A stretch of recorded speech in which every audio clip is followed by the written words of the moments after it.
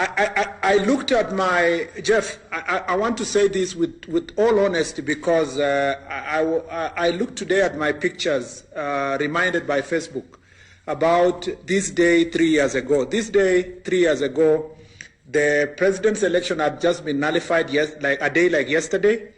And today, myself, I was the only politician inside the president's chopper. So I was with the president on security and the DP in another chopper. We flew to, after a meeting at State House, we flew to Nakuru and Narok with the deputy president and the president to go and address a rally and to assure our supporters that we were ready for the second round of the elections. And when I looked at those pictures today, I asked myself a very basic question. What became of that Uhuru Kenyatta that today he chased William Ruto from a house in Mombasa? That it is the same Uhuru Kenyatta who is arresting everybody who is associated with the deputy president.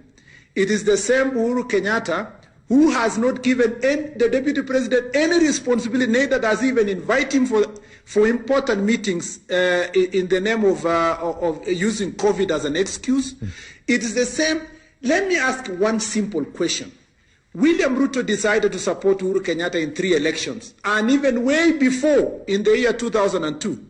What is that one sin that if I met the president today, I'll look at him eye to eye and ask him, what is that one simple mistake that washes away all the good things William Ruto did for him from 2002 to winning the first election, to a second election, to a rerun? Is it really worth that he is the president of Kenya? How does he expect us to believe anything from him when people are being persecuted because of any association with the deputy president? So really, I agree with Ruben Kigame. I agree with any other citizen of this republic. Let's not sugarcoat things for us to look good for purpose of diplomacy. As a matter of fact, the president is persecuting his deputy. And the question Kenyans are asking, is that the right thing to do? Okay, but last week, Deputy President William Ruto told my colleague Joe Aguayo this was an agreement between the president and his deputy, that he takes a back seat because, you know, for those first 5 years it was Uhuru, and the deputy president said it was an agreement so that the legacy continues as Uhuru and Ruto being a backseater. We were told, Jeff, and that's what the deputy president said. We were told that now that the president is in his second term, let the deputy president take a back seat. You were told by whom? That the deputy president will no longer be invited. I mean, the information we got when we asked around by whom the president why the deputy president. Please, you want me to mention people's names here on TV? Why not? Hey, it's the deputy. Okay, if you instead of mentioning those names.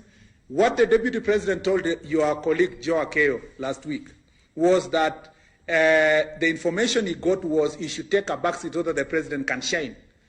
You mean you want to tell me that the president suffers with that high level of inferiority complex, that he cannot work with his deputy, that he cannot shine if he works with other people?